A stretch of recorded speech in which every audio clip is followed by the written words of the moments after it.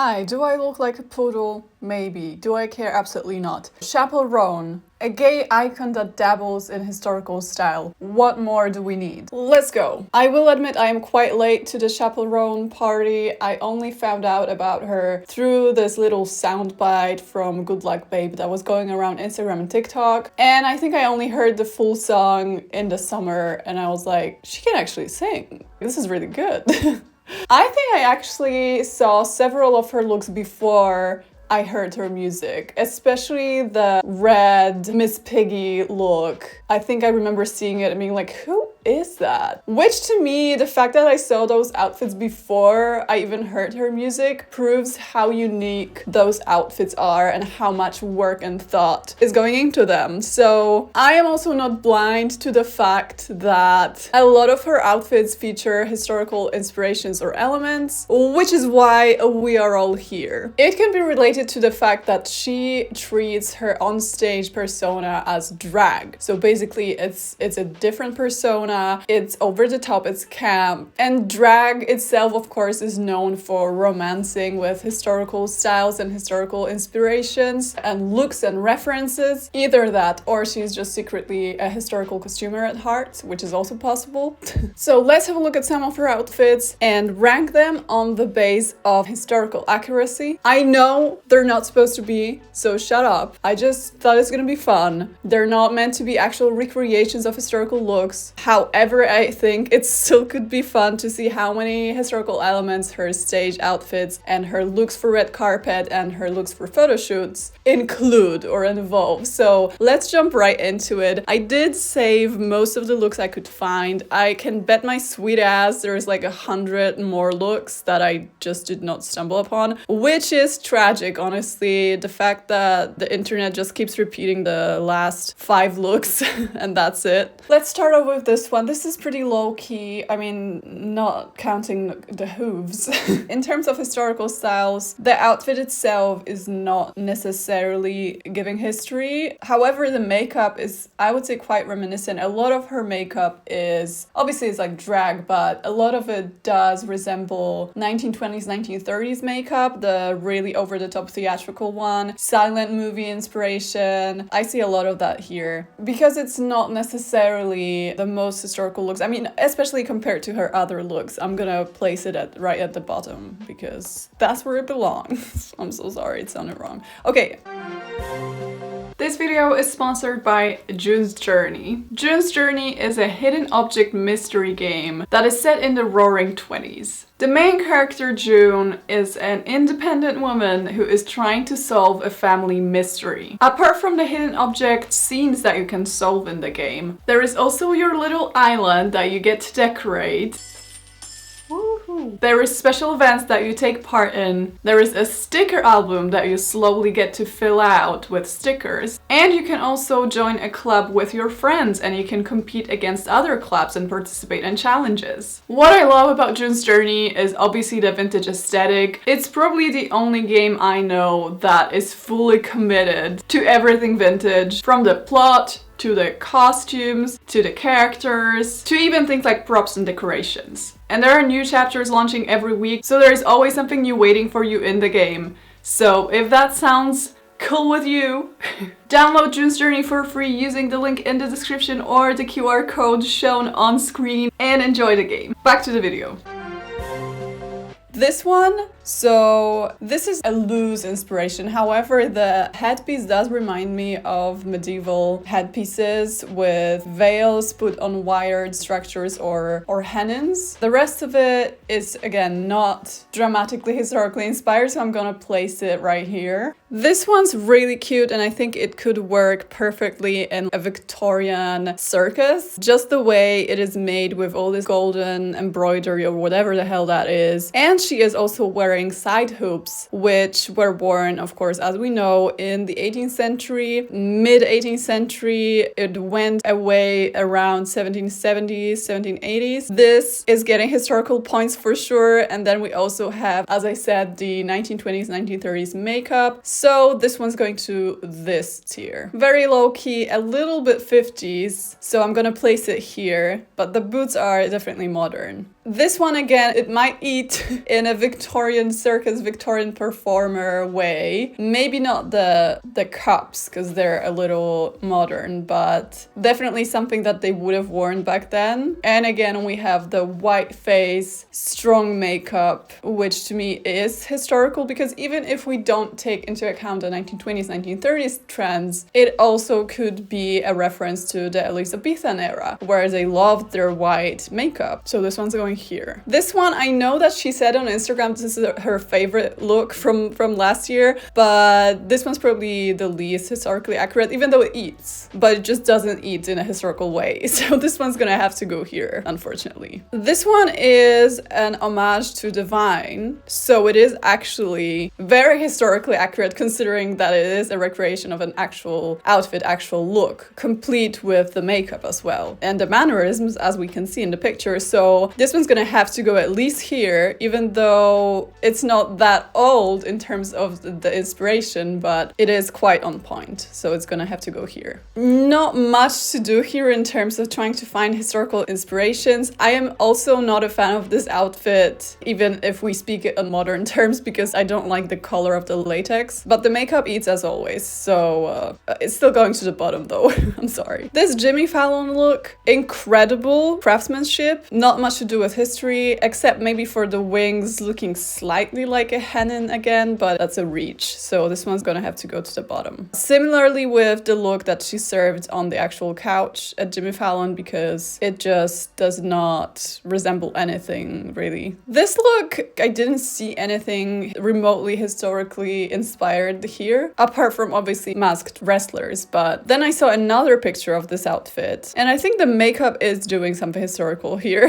And I do think it's giving 80s, 70s, those punk rock bands, especially with the lady in the back with the neon pink Chappell shorts or boxers even. So I'm gonna place it here. This look, Barbie, Fairytopia, Mariposa, whatever, I love it. And it also, I think, maybe minus all the ruffles, but it does look a lot like, again, Victorian or early 20th century performers that wore incredibly excessive costumes on stage. I think it could definitely show up in a nightclub in 1927 and no one would bat an eye. They would be like, oh, okay, that's cool. So this one's gonna have to go here. This one is a pink version of the red suit, so it's pretty much the same thing. Yeah, this one's gonna have to go here. This is a look that she wore to one of the photo shoots that she had done, and can I please draw your attention to several historical elements in this photo. First of all, the stays. She is low-key wearing actual 18th century undergarment, of course a replica. Second of all, the ruff. So we already have two things, and then if you have a look at the hairstyle, it does remind me a little bit of Venetian courtesans of early 17th century, so I'm not sure if it was intentional, but it definitely counts as a third inspiration in this outfit, which lifts it to this tier. Now this one is absolutely incredible, and again, I do think it would do well in early 20th century interwar period, 1940s, maybe even 1950s environment, in a place like a nightclub, a rev, a burlesque show. 100% they would eat that shit up. Okay, this one. This is the actual historical outfit that she wore, and it's a 1770s, 60s robe à la française, Marie Antoinette style. My only beef with this whole outfit, this whole look, is the wig. I am not a fan of the wig. I think the shape is all wrong. It would look so much more interesting if they actually went for a heavy, sculptured 1770s Marie Antoinette style look instead of more like a poof situation. I do think it looks great with the makeup, and it also looks great when the skirts are completely dropped and she's wearing a miniskirt instead. I think it's a great combination of historical, punk rock, pop,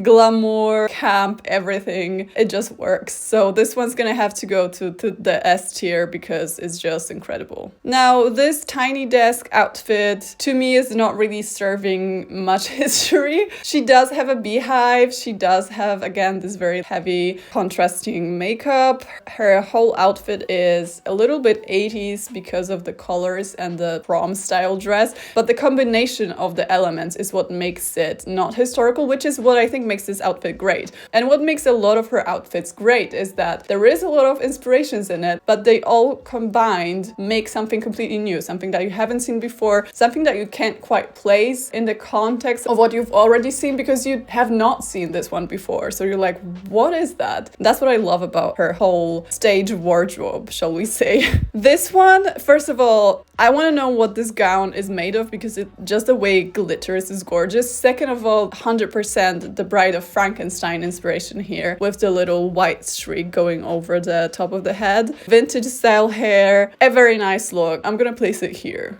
Okay, the VMA look. I loved it. I don't know about you guys. I think it was such a statement to show up in this A, medieval and pre-Raphaelite inspired, but then B, serving the most innocent kind of face with this toned down makeup and then coming after paparazzis. I loved that. The overcoat does look incredible. It even, I would say, looks original, like an original Victorian cape, which I don't think it is, if I remember correctly, but I love this whole look, whole outfit. And the sword, this one's gonna have to go to this tier because obviously she wouldn't be showing that much cleavage, but at the same time it's spectacular. Cute, would probably work in a 1950s nightclub, so I'm gonna put it right here.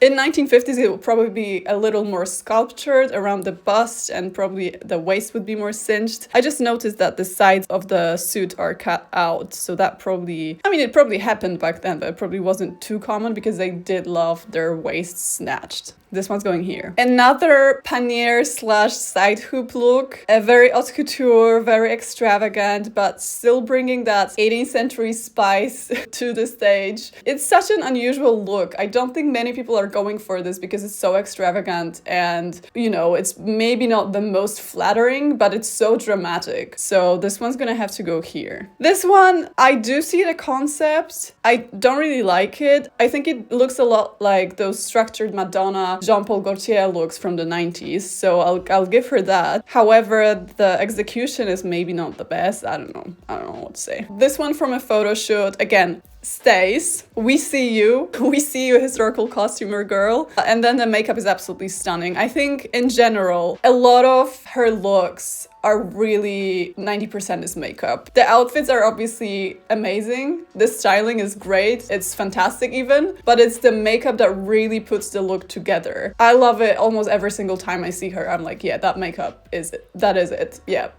So this one's gonna have to go here because it's maybe not the most historically accurate. However, this makeup would rock the 80s. Absolutely. And then this one, very cute. This is very Lady Diana wedding dress. But at the same time, it's surprisingly historically accurate because all of it is 80s or like early 90s maybe. The makeup is probably a little too over the top for a bride of that period. However, I would still put it in this tier because I do think in general it is quite good. This one is very early Roquettes. In the 20s and the 30s, there were definitely lots of military-inspired outfits of this type, so she would fit right in. So this one's gonna go right here. Okay, absolutely iconic. Obviously, the inspiration here is Joan of Arc. Either way, all the female warrior outfits get me. Like, I still haven't forgotten Zendaya's Joan of Arc rendition. They always look good. There is no way to fail wearing chainmail as a woman. It's gonna look good. That's the truth. So this one's gonna go straight to this tier. But it's not the only Joan of Arc inspired outfit that she has done because she's also done this one, which I think is also looking fantastic. And this one's maybe gonna go a little bit lower because it's not fully armor inspired, but it still looks absolutely great. This one, again, slightly pannier,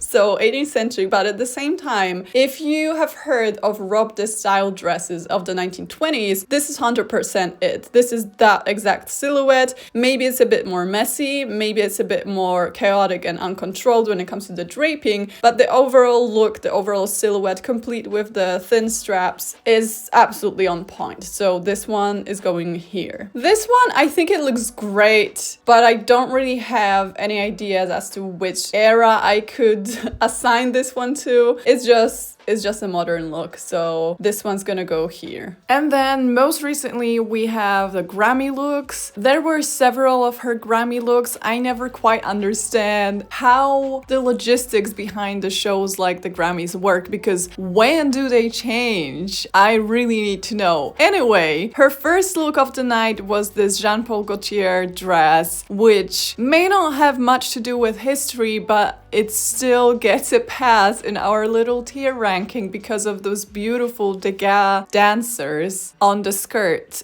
And if you have a closer look, you'll notice that the dancers on the tulle layer of the dress actually have their own skirts, which I find so cute. And I also appreciate how she included the headwear that was originally meant for the design, because what I hate is when we see models rocking a particular style and then when someone actually decides to wear it, they drop all the accessories. That did not happen here. She even added her own accessories. So with Chappell Roan, it's definitely more is more every single time, and we don't have to worry about her being minimalistic. However, due to the dress being quite avant-garde and not necessarily in line with any historical styles, I'll place it in this tier. Now, this one, while this one may not be the most historically accurate thing you've ever seen, it is definitely hard to ignore the obvious inspiration that was an S-shaped corset for this look. The placement of the boning and the placement of the hip gores definitely makes me think that they had a proper look at some extant examples. Obviously, Edwardian corsets did not really feature cups, but that's the artistic license that they're obviously allowed to take. So another historical inspiration this outfit kind of features is rows of ruffles, very 1870s. Victorians loved the ruffles, so this one's going here, even though I personally don't really like the way it looks. And then finally, the one that she received the award in, not much history going here,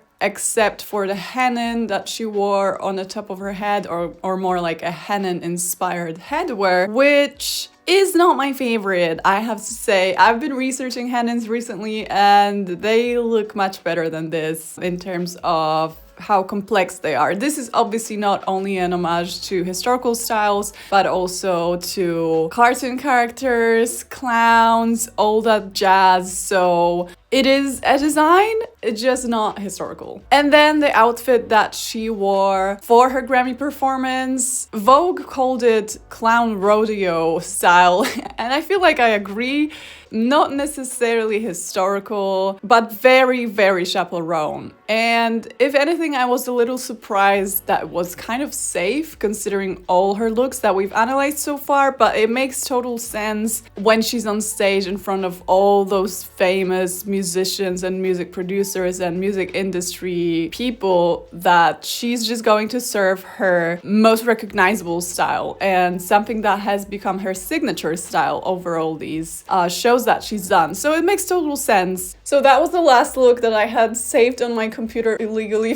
I do think these are some incredible styling choices, and I actually am so excited for what she has coming for us next. I only pray that this lasts because I know that a lot of young musicians and celebrities change up their style pretty quickly as time goes on. So they have those like eras that you can refer to. But in her case, I do see a lot of personal style and personal decisions and this whole concept and idea that she has for what she wants to look like. So I do have faith that she will continue down this path and maybe serve us some more historical looks. So yeah, that's it. And genuinely fingers crossed she's gonna delve into other eras as well, because I think she would absolutely eat Victorian, Edwardian, 17th century, 16th century, hell, I want to see it all. I do think she has a very historical looking face. Without makeup, I think she would look really great in like maybe 17th, 16th century. So I do hope she tries those. Hit me up if you need help, Chappell Roan.